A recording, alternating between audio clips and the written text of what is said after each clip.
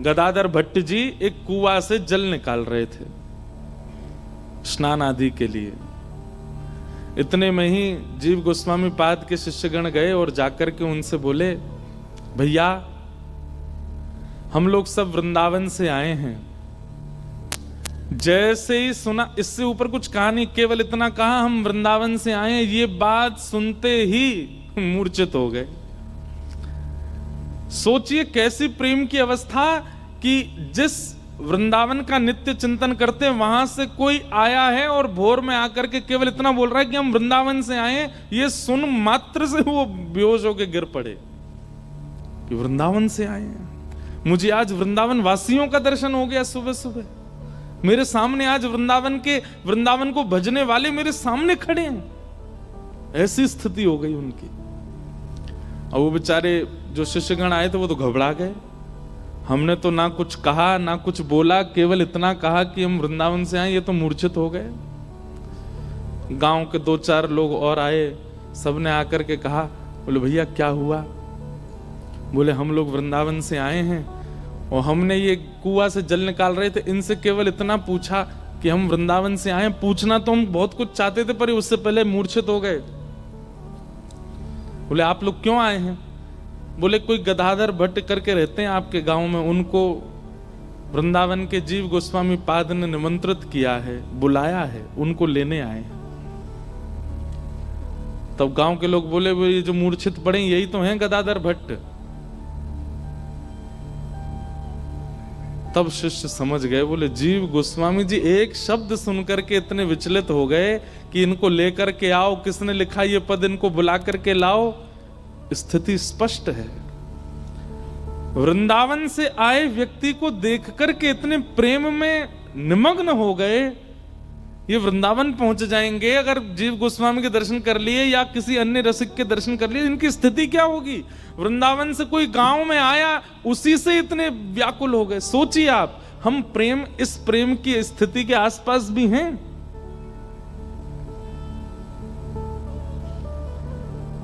हम तो कथा भी बैठ करके सुनते हैं तो सामने व्यास जी बैठे हैं, इतना सुंदर मंच बना है सब कुछ, फिर भी कौन आ रहा है उसी की तरफ जब सबसे पहले दृष्टि।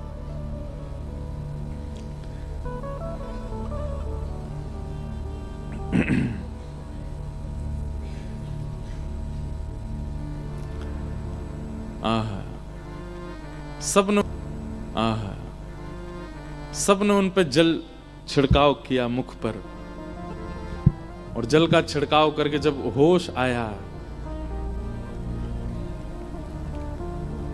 तब उन्होंने तुरंत कहा, बोले आप लोग वृंदावन से आए हैं? बोले जी। बोले मैं आपके चरण स्पर्श कर लूं? बोले आप ऐसा मत करो, आपकी स्थिति इतनी ऊंची है। हमारे गुरुदेव श्री जीव गोस्वामी पाद, आपका एक रचित पद हमने एक पंक्ति सुनाई, वो सुनते ही इतने व्याकुल हो गए। बोले अभी इनको लेकर के आओ। आपको वृंदावन बुलाया। जन कितनी बार मूर्छित हो गए इस बात को सुनकर के। एक तो वृंदावन के जनों का दर्शन हो गया, दूसरा वृंदावन में व्यवस्थित इतनी उच्च कोटि के रसिक मुझे बुला रहे हैं वृंदावन।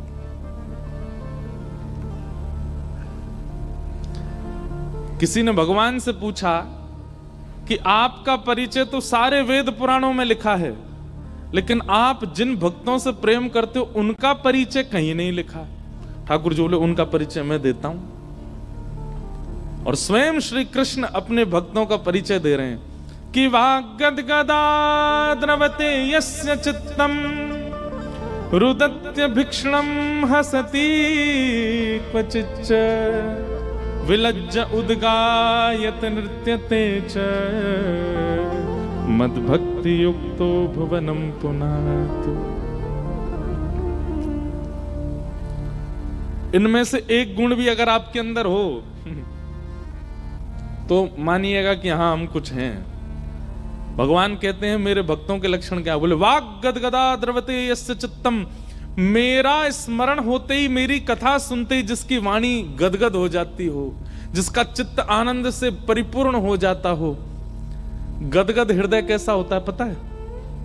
व्यक्ति जब बहुत गदगद होता है, बहुत आनंद में होता है, बोलना कुछ चाहता है निकलता कुछ है, वो करना कुछ चाहता है होता कुछ है। इसको कहते हैं गदगद हृदय। पर हम जो चाहते हैं वो हमसे हो जाता है, इसलिए हम गदगद नहीं है। गदगद हृदय कैसा होता है? चरण रखोगे कहीं, जाएगा कहीं, करेंगे कुछ, होगा कुछ, चाहते तुम्हें हंसना पर निकलेंगे आंसू, इसको कहते हैं गदगद हृदय। ये कब होते हैं हम? जब होते हैं जब हमारे घर के बालक घोड़ी पे बैठ गए, आहा दुल्हा बन गए, गदगद हो जाते हैं। गदगद हृदय में क्या होता है? भूख नहीं लगती, प्यास नहीं लगती, नींद नहीं आती, थकान नहीं होती, शरीर में एक विचित्र सी ऊर्जा आ जाती है। हमारे लिए वृंदावन के प्रति कभी नहीं होता। ये सब तो व्यवहार में हमारे संग खूब होता है। ठाकुर जी कहते हैं मेरी कथा सुनते ही उसका चित्त गदगद हो जाता हो, वाक गदगदा, वाणी गदगद हो जाती हो, चित्त गदगद हो जाता हो। और दूसरा क्या कहते हैं? द्रवते यस्य चित्तम, एक क्षण के लिए गदगद हुआ और दूसरे क्षण में ही अत्यंत विरह उसके चित्त में आ गया। क्यों? कि अभी ये तो मैं कथा सुन रहा हूं, ये तो विश्राम हो जाएगी 2-4 दिन में, फिर मैं कैसे रहूंगा? इस अवस्था का विचार करके वो व्याकुल हो जाए। वाक गदगदा द्रवते यस्य चित्तम। और फिर भगवान कहते हैं रुदत्य भिक्षणम, उसके नेत्र मेरी याद में सदा भीगे रहते हैं। लेकिन नेत्र तो भीगे रहते हैं, मुखमंडल मलिन नहीं होता, मुखमंडल दुखी नहीं होता, नेत्र भीगे और मुख पर मुस्कान। रुदत्य भिक्षणम हसती क्वचिच्च। कभी देखा ऐसा? हाँ देखा होगा। संसार व्यवहार में ये सब होता है हमारे साथ, ठाकुर जी के लिए नहीं होता। रुदत्य भिक्षणम हसती क्वचिच्च। और ठाकुर जी क्या कहते हैं? बोले विलज्ज उद्गायत नृत्यते च। जैसे ही मेरा कीर्तन सुन लेता है, जैसे ही मेरा कोई भाव संकीर्तन सुन लेता है, तो विलज्ज होके निर्लज्ज होके दोनों भुजाएं उठा करके संकीर्तन करने लग जाता है।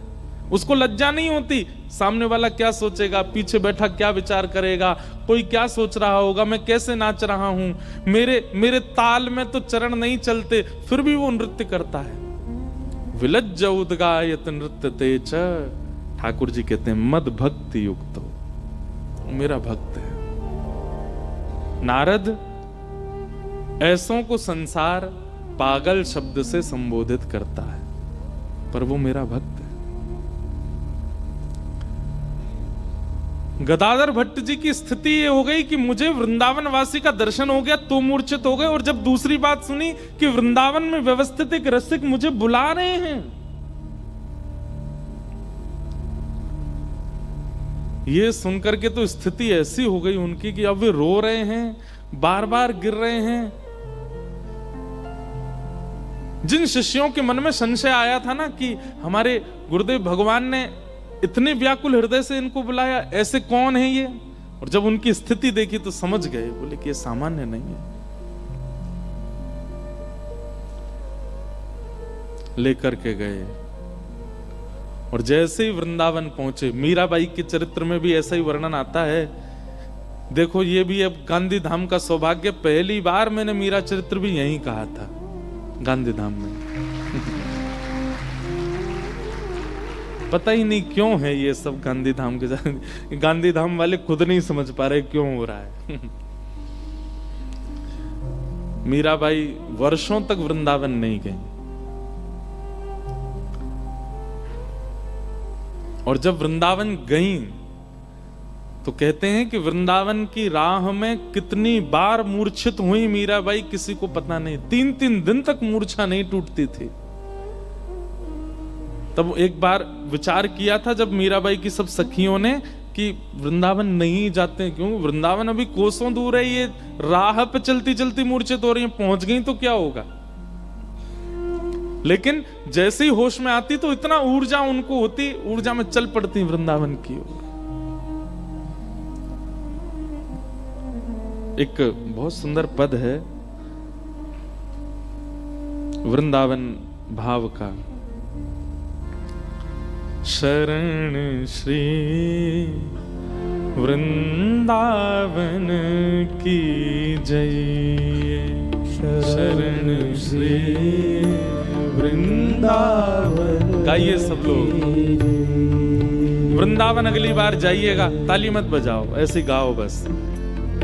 ये नियमों का पालन कीजिएगा जो लिखा है यहाँ पर। शरण श्री वृंदावन की जय, शरण श्री वृंदावन की जय। युगल बिहारी चरण कमल सो, युगल बिहारी चरण कमल सो, युगल बिहारी चरण कमल सो, युगल बिहारी चरण कमल सो, निस दिन नेह, निस दिन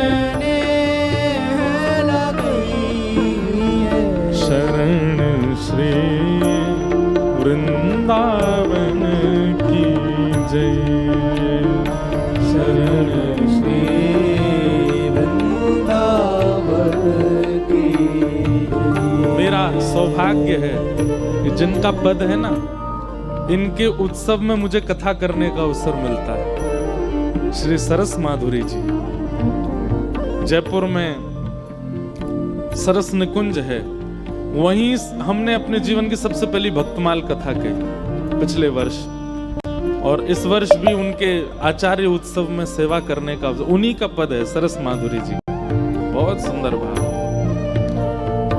क्या कहते हैं? युगल बिहारी चरण कमल सो निस्दिन नेह लगाइए। ठाकुर जी के देखिए, प्रेम किसको कहते हैं? आज जितना है कल उससे अधिक होना चाहिए, और परसों कल से अधिक होना चाहिए, और तरसों परसों से अधिक होना चाहिए। उसको प्रेम कहते हैं। कई लोग संसार के कहते हैं हमें वो बहुत अच्छा लगता है, रहो कुछ दिन उसके साथ, रहते रहते रहते क्या होगा? घट जाएगा प्रेम। वो प्रेम नहीं है। प्रेम उसे कहते हैं कि जब जब पलक झपकी गई तब तब नूतन लगने लगे, तब तब और बढ़ने लगे, उसको प्रेम कहते हैं। इस सभागृह में बैठा मुझसे लेके पीछे तक व्यक्ति कोई भी ऐसा नहीं है जो जितनी बार ठाकुर जी को देखता हो उतना प्रेम बढ़ता हो। नहीं हो सकता। हम में प्रेम है ही नहीं है। हम तो केवल प्रेम की दोहरी के आसपास भटक रहे हैं। हवा चलती है तो प्रेम की सुगंधी थोड़ी स्पर्श कर लेती है, प्रेम है नहीं हमारे चित्त में।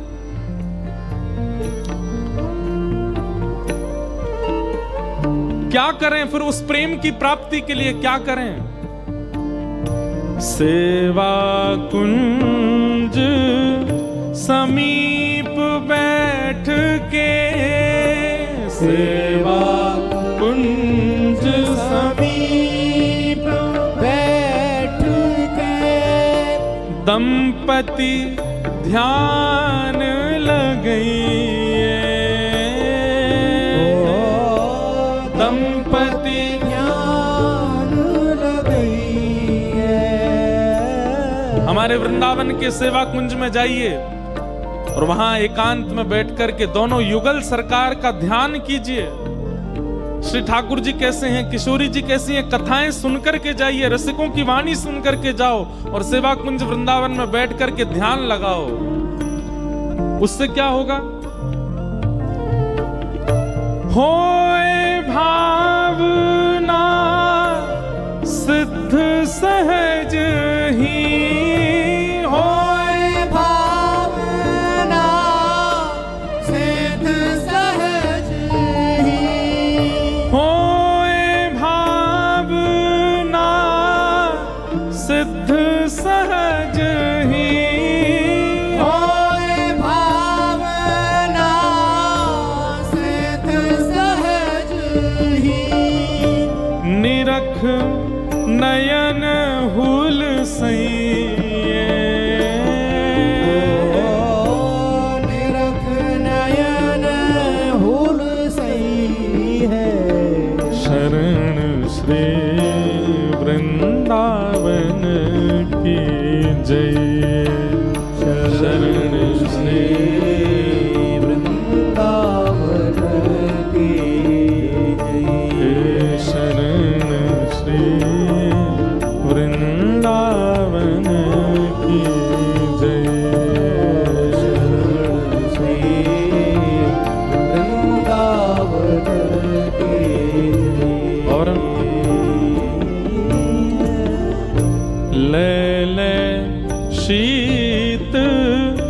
रसिक संतन की ले ले शीत रसिक संतन की।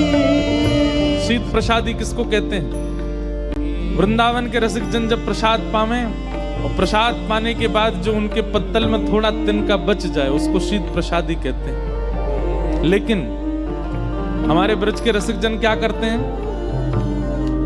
प्रसाद पाने के बाद फिर अपनी थाली में पत्तल में जल डाल देते हैं और पूरी मांझ के उसको पी लेते हैं, एक बिंदु छोड़ते नहीं, क्योंकि वे जानते हैं भजनानंदी व्यक्ति जब स्थान पर बैठ भी जाता है ना तो वहां भी उसके भजन का कुछ अंश रह जाता है। वो तो प्रसाद पाया गया है, उसमें अंश नहीं होगा। लेकिन रसिक जनों के द्वारा जो प्रसाद शीत होता है उसके प्रति अन्न बुद्धि नहीं होनी चाहिए, तो ही आप ग्रहण कीजिएगा। ये चावल थोड़े से बच गए महाराज जी की थाली के, हमें दो, नहीं, चावल नहीं, दाल नहीं, सब्जी नहीं, वो उसके प्रति, ये बहुत ऊंची बात कह रहे हैं, बहुत ध्यान से सुनिएगा, उसके प्रति वस्तु बुद्धि नहीं होनी चाहिए, अन्न बुद्धि नहीं होनी चाहिए, वो प्रसाद बुद्धि, ठाकुर जी के प्रसाद की और संतों के प्रसाद के प्रति प्रसाद बुद्धि ही होनी चाहिए। इसीलिए संत जन यथावथा कहीं ऐसे कि खाते भी नहीं है, सब जगह नहीं पाते। मिल जाए तो अपने भाग्य मानिएगा, मिल जाए तो अपना सौभाग्य मानिएगा। और हाँ, पीछे भी मत पड़ना कि हमें दे दो, नेक झूठो करके दे दो। इंद्रेश जी आए थे, गांधी धाम बता के गए थे, महाराज जी कुछ झूठा छोड़ दो, सहज में मिल जाए। हाँ, प्रतीक्षा करो कि वे प्रसाद पा रहे हैं, जब उठेंगे तो कुछ मिल जाएगा, तो मेरे ऊपर सौभाग्य होगा। शीत रसिकन की पानी है, उससे क्या होगा? बाधा भूख बधई, बाधा भूख बधई। आपको पता है हम कौन हैं? वृंदावन में हमारा जन्म हुआ, क्या पुण्य किया था ऐसा? वृंदावन में सबसे ज्यादा शीत प्रसादी किसको मिलती है पता है? बंदरों को। वृंदावन के जितने बंदर हैं, जहां भी भंडारा होता है, सबसे ज्यादा संत मिलेंगे या बंदर मिलेंगे, क्योंकि संत अपने प्रसाद पाके पत्तल छोड़ दे, उन पत्तलों में ही बैठे रहेंगे, बंदर वहां खाते रहते हैं। वे शीत प्रसादी पावे वाले बंदर ही अगले जन्म में वृंदावन के कोई ब्रजवासी बन के आते हैं। दूसरे जो कौआ और जो कबूतर या जो छोटी मोटी छेटी वेटी, ये सब, ये जो शीत प्रसादी पा लेते हैं उन संतों की, वही आते हैं फिर वृंदावन में पुनः। हमें तो हमारे नाना जी कहते थे, लाला तू पूर्व जन्म को चैंटा, तो चैंटा जानते हैं? चैंटा, चैंटा जानते हैं? तो भाई कच्छ में ही रहते हो, कोई अमेरिका तो है नहीं, चैंटा तो जानते ही होंगे। चैंटी चैंटा, हमारे नाना जी मेरे को बोल के गए, बोल लाला तू तो पूर्व जन्म को चैंटा हो। मैं नाना जी मैंने कहा कि हो जो मैं चैंटा? बोले कोई व्यास जी कथा कर रहे होंगे तो भागवत जी के बगल में कोई प्रसाद रखोगो मीठो, और वहां में तू चैंटा बन के चलोगो होगो, तो जीवते तो तेने प्रसाद पायो, व्यास जी कथा कर रहे तो कानंते शब्द भी गए। इतने में व्यास जी की दृष्टि पड़ी, उनने छिटकाए दियो, दूर गिर के तेरे प्राण निकल गए। अंतिम समय में जीवते तेने प्रसाद पायो, कानंते कथा सुनी, या हमारे यह जन्म में वक्ता बन के आ गो। और बोले तेने संगीत सीखो ना है, और फिर भी देख तेरी वाणी में नेक नेक मीठोपन आएगा। कैसे आएगा? वही वो मीठो पावे त्यागो। ऐसे नाना जी हमारे बोलते हैं। ले ले सीत रसिक संतन की, ले ले सीत रसिक संतन की। बाधा भूख भगई, बाधा भूख भगई। शरण श्री वृंदावन की जय।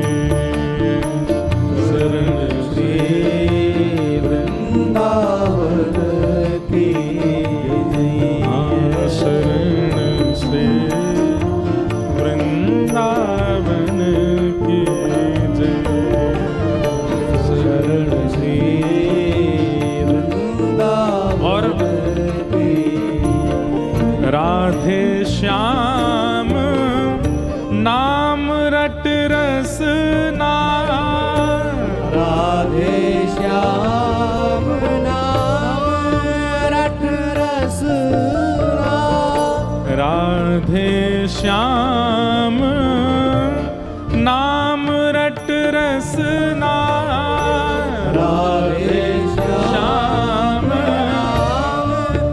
रट रसना आंसू द्रगन बहइए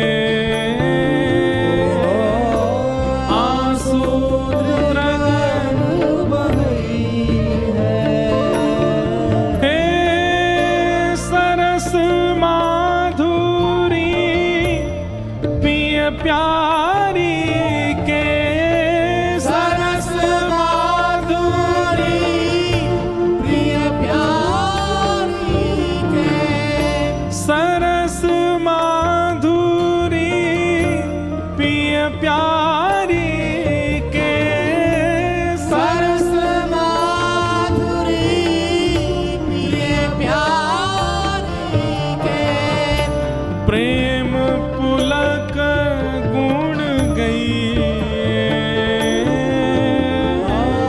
प्रेम पुलक गुण गई है शरण श्री वृंदावन की जय शरण श्री वृंदावन की शरण श्री वृंदावन की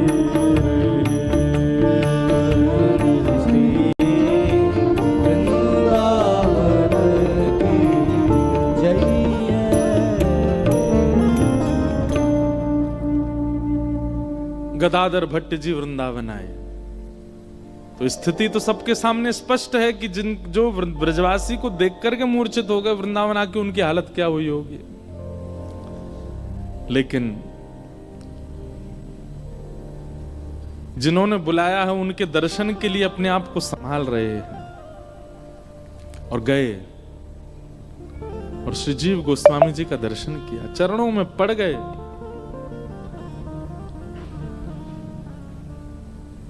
प्रयास तो बहुत समय से कर रहा था मैं वृंदावन आने के लिए, लेकिन सामर्थ्य नहीं मिल रही थी। आपने ब्रज में बैठ करके मुझे याद किया तो ठाकुर जी ने प्रयास किया कि मैं वृंदावन आऊं। बंधु, ये असली वृंदावन जाना होता है कि कोई ब्रज में बैठ के वहां ब्रज में रहने वाला, ब्रज में भजने वाला, ब्रज में जन्म लेने वाला, वो याद करके आपको बुला ले वृंदावन। हम आपसे स्पष्ट कह रहे हैं, हमसे भी जो संपर्क में है वो लोग भी, या किसी से भी ब्रजवासी से संपर्क में, ब्रजवासी अगर कह देना वृंदावन आ जाओ तो उसकी वाणी में यही सोचना कि श्री किशोरी जी बुला रही हैं, चाहे 100 काम छोड़ के जाने पड़े, भागो वृंदावन पहुंचो। उसने बुलाया। हम एक बात, हमारा एक नियम स्पष्ट है, हम जिसको बुलाते हैं वृंदावन, कोई हो संपर्क में, उसको भाई वृंदावन आओ, हमारे लाल जी का उत्सव है, और तो किसी काम के लिए हम कभी नहीं बुलाते, उत्सव के लिए ही बुलाते हैं। सामने वाला व्यक्ति एक बार भी अगर आनाकानी करता, हाँ देखते हैं, सो वो नंबर ब्लॉक हो जाता, फिर दोबारा नहीं बोलते उसको। एक बार में नहीं आया तो भैया बार बार नहीं बोलना। इसलिए ब्रजवासी कभी बुलावे तो उस पर विचार मत कीजिए। आपको करोड़ों का काम हो रहा हो, दौड़ पड़ो, होके आओ। भले ही गए और मिले, तुरंत आगे दर्शन भी नहीं किए तो भी वृंदावन प्रवेश करके तो आओ।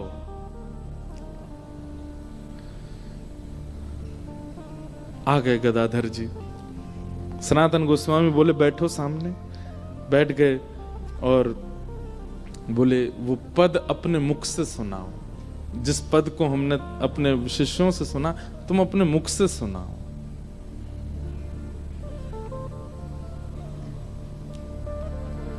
और तब श्री गदाधर जी ने सामने वो पद गाया, सखी हूं श्याम रंग रंगी, देख बिकाए गई वह मूरति, सूरत माही पगी। सखी हूं श्याम रंग रंगी, संग होते अपने अपनों सपनों सो, सोई रही रस खोई। जागे हूँ अंग जागे हुआ आगे, दृष्टि परे सखी ने कुन न्यारो होए। सखी के भाव का वर्णन कर रहे हैं। एक सखी सोई है और सोते सोते उसको ठाकुर जी का दर्शन हो रहा है। कैसा दर्शन हो रहा है? गैया चराने ठाकुर जी जा रहे हैं और जब गौचारण करने के लिए जा रहे हैं, श्रीमद् भागवत जी में ठाकुर जी की गौचारण स्वरूप का इतना सुंदर वर्णन है, कोई चित्रकार बनाए ठाकुर जी की ऐसी छवि। ठाकुर जी सुबह श्रृंगार करते हैं तो मणि पहनते हैं, माणिक पहनते हैं, स्वर्ण पहनते हैं, चांदी पहनते हैं, सब धारण करके बिल्कुल गोपाल बन के आनंद होते हैं। लेकिन जैसे ही ठाकुर जी गौचारण के लिए निकलते हैं, सब अपने आभूषण उतार देते हैं और क्या धारण करते हैं? बोले जिन जिन रस्सियों से गैया के खुर बांधे जाते हैं दूध काटते समय, उनको ब्रजभाषा में लोमना कहते हैं। कई गैया ऐसी होती हैं कि दूध निकालते समय वो पैर चला देती है तो बाल्टी दूध की गिर जाती है, तो कई माताएं कई भाई लोग ग्वारिया गैया के पीछे वाले पांव बांध देते हैं कि कहीं दूध निकालते समय ये पांव नहीं मार दे तो कहीं गिर नहीं जाए। तो वो पाम बांधवे वाली रस्सी को लोमना कहें। भागवत जी में वर्णन करते हैं कि श्री ठाकुर जी, वेणु गीत में वर्णन आता है कि श्री ठाकुर जी जब गौचारण करने जाते हैं तो आभूषण पहन के नहीं जाते हैं। बोले गैयाओं के पाम बांधने वाले लोमना रस्सी इतनी बड़ी बड़ी होती है, इससे बड़ी नहीं होती, उसी को ठाकुर जी अपने सिर पर बांध लेते हैं। और कितनी 9 लाख गैया हैं तो कितने लोमना होंगे। इतने तो नहीं पहनते ठाकुर जी, पर कुछ इकट्ठे करके सिर पे बांध लिए। और वही सिर पे बंधे में तो एक यहां बांध करके और ऐसे नीचे लटका के दूसरे यहां ऐसे पूरी यहां नीचे ऐसे लटका लियो स्वरूप बनावे के लिए। गले में हार नहीं पहने, कुछ नहीं पहने, वो लोमना की दो माल की तरह 2 बार ऐसे फेर के लोमना गले में पहन लियो। हाथन में भी वही धारण कियो, कमर पे भी वही पहन रखो है। और वह लोमना में रज भी लगी है और गोबर भी लगो है। और वो ठाकुर जी अपने मुख पे पहन के थोड़े थोड़े केश उसमें से बाहर निकल रहे हैं। और श्री ठाकुर जी तब गैया हाँकते भये, जैसे गैया हाँकते हैं ऐसे करते भये ठाकुर जी चराने के लिए जब जाते हैं। उस समय की छवि का वर्णन इतने सुंदर लगते हैं, श्याम सुंदर। श्रीमद् वल्लभाचार्य जी महाराज ने तो मधुराष्टकम लिखा ही उसी भाव पर है। अधरम मधुरम वदनम मधुरम मधुराधिपतेरखिलम मधुरम हसितं मधुरं चलितं मधुरं वमितं मधुरं समितं मधुरं मधुराधिपते अखिलं मधुरं मधुराधिपते अखिलं। ऐसे लगते हैं श्याम सुंदर। गदाधर जी पद गा रहे हैं और कह रहे हैं कि उस सखी ने सोते सोते ठाकुर जी का एक स्वरूप देखा कि आगे गाय, पाछे गाय, इत गाय, उत गाय, लोमना सिर पे बांधे और गले में पहने और वही को फेंटा बांधे। और फिर ठाकुर जी पता क्या करते हैं, जब वन जाते हैं ना तो फिर वन में गैया तो चरती रहती हैं, तो ठाकुर जी क्या करते हैं, अब वो लोमना जो पहने उन लोमनाओं को सजाते हैं ठाकुर जी। जैसे एक लोमना ऐसे बांध के 2 बार घुमा दिया तो 2 पट्टी आ गई। अब कहीं से गुलाबी पुष्प लेंगे उसमें खोस लेंगे, कहीं से पीले पुष्प लेंगे उनको लगा लेंगे। ठाकुर जी अपना खुद श्रृंगार करते हैं वन में जाकर मन लगाने के लिए। क्या करें, 2-3 घंटा गैया तो चढ़ती रहेंगी, ठाकुर जी क्या करें, तो कहीं से घास ले लेंगे उसको ऐसे सजा लेंगे, कहीं पे पुष्प लगा लेंगे, विविध विविध प्रकार के रंगीन पुष्पों से एक सुंदर मुकुट जैसा बना लेते हैं। उन्हीं पुष्पों को गोबर से, अब कोई फेविकॉल फेविक्विक तो है नहीं ठाकुर जी के पास, लोमना से कैसे चिपके? तो गोबर की छोटी छोटी बत्ती बना लेते हैं और पुष्प लेकर के गोबर से चिपका लेते हैं, अपने एक गले का हार बना लेते हैं। ऐसे यहां बांधी भाई उनमें ऊपर से डाल लेते हैं। इस प्रकार ठाकुर जी वनमाली अपना स्वरूप धारण कर लेते हैं। उस सखी को वही स्वरूप दिख रहा है ठाकुर जी का, और उस स्वरूप को देखते देखते स्वप्न में जैसे ही व्याकुल हुई और व्याकुल स्वप्न से जैसे ही उठ के बैठी, तभी क्या देखती है कि उसके कक्ष की खिड़की खुली है और ठाकुर जी ठीक वैसे ही श्रृंगार में हैं जैसा उसने स्वप्न में देखा है, और गैया चराते हुए वहां से निकल रहा है। संग हो तो अपनों सपनों सो सोई रही रस खोई, जागे हुआ गे दृष्टि परे सखी ने कुन न्यारो होई। ऐसा कह रही है कि एक चीज तो अलग होती सपने से, जैसा सपने में देखा वैसे ही थे बिल्कुल सामने। इसीलिए मैं कहता हूं कि ठाकुर जी का स्वप्न दर्शन मानिएगा कि वो प्रत्यक्ष दर्शन है। स्वप्न में ठाकुर जी दिखते नहीं। एक बहन मेरे को शायद कल ही उन्होंने पत्र दिया था, वो अगर बैठी हो यहाँ पे, उनको स्वप्न में ठाकुर जी का दर्शन हुआ। उन्होंने लिखा कि मुझे साक्षात प्रिया प्रियतम के दर्शन हुए। मैंने पुनः दर्शन की जब इच्छा प्रकट की तो बहुत वर्षों तक ठाकुर जी दिखे नहीं। एक दिन ठाकुर जी नहीं दिखे, लेकिन स्वर सुनाई दिया स्वप्न में, क्या कि पहले राग दोष जो तुम्हारे चित्त में उसको नष्ट करो, तब आऊंगा।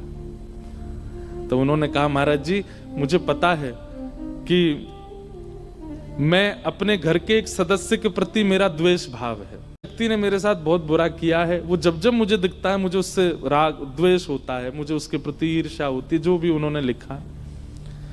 अब मैं क्या करूं, कैसे करूं? मुझे कभी कभी अपराध लगता है कि ठाकुर जी कह रहे हैं और फिर भी मैं वो द्वेष नष्ट नहीं कर पा रही। हमारी एक बात सुनिएगा बहन, आप कितनी सौभाग्यशाली हो कि आपको स्वप्न में प्रिया प्रियतम दिखे। क्या वो व्यक्ति और क्या उस व्यक्ति के प्रति जो आपका द्वेष है वो ठाकुर जी से बड़ा है? क्या वो इतना बड़ा है? या उसने जो संकट या जो कष्ट आपको दिया, क्या वो मीराबाई के कष्ट से भी बड़ा है? क्या वो करमेती बाई के कष्ट से भी बड़ा है? क्या वो रामदास बोढ़ाना की जो पिटाई करी पुजारियों ने उससे बड़ा है? आपका सौभाग्य है कि ठाकुर जी आपको स्वप्न में मिले हैं। हमारे शास्त्र प्रमाण देते हैं, ब्रज के रसिक संत प्रमाण देते हैं कि स्वप्न में दर्शन मिल गया, इसका मतलब प्रत्यक्ष कुछ ही दूर है आपसे। बस प्रतीक्षा करो, प्रत्यक्ष होगा। और चलिए मान लीजिए कि स्वप्न में दर्शन देके ठाकुर जी अंतर ध्यान हो गए, वर्षों तक नहीं मिले, आपने बार बार प्रार्थना की, ठाकुर जी नहीं आते, बोलते ही नहीं, लेकिन ठाकुर जी चाहते हैं आपसे मिलना, इसीलिए तो बोल रहे हैं कि राग द्वेष खत्म करो, और फिर भी आप उस द्वेष को नहीं नष्ट कर पा रहे। इसका मतलब वो व्यक्ति बड़ा है आपके लिए ठाकुर जी से, वो द्वेष इतना, ईगो इतना ज्यादा बड़ा है, या आपके साथ जो भी कुछ हुआ वो इतना बड़ा हो सकता है। आपका निजी भाव है, वो कितना कुछ उसने किया वो तो भगवान जाने, पर हमारे लिए तो ठाकुर जी से बड़ा तो कुछ नहीं है। अरे भैया, ठाकुर जी को कहना ही क्यों पड़ रहा है स्वप्न में कि राग द्वेष खत्म करो? और कह दिया है तो इस पर उसी समय अमल कीजिए, नहीं किया अब कीजिए।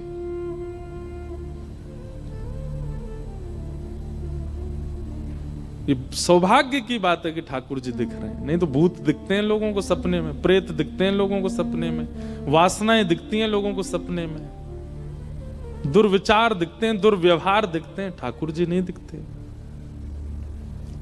इसलिए मैं कहता हूं, स्वप्न में यदि अनुभव हुआ है तो उठ करके अपनी कमर थपथपाइएगा, बोले बेटा अब तो दूर नहीं है प्रत्यक्ष से, स्वप्न में दिख गए। बस किसी को बोलिएगा नहीं, जाके बताइएगा नहीं, डंडोरा मत पीटिएगा, गुरुजनों से कह सकते हो।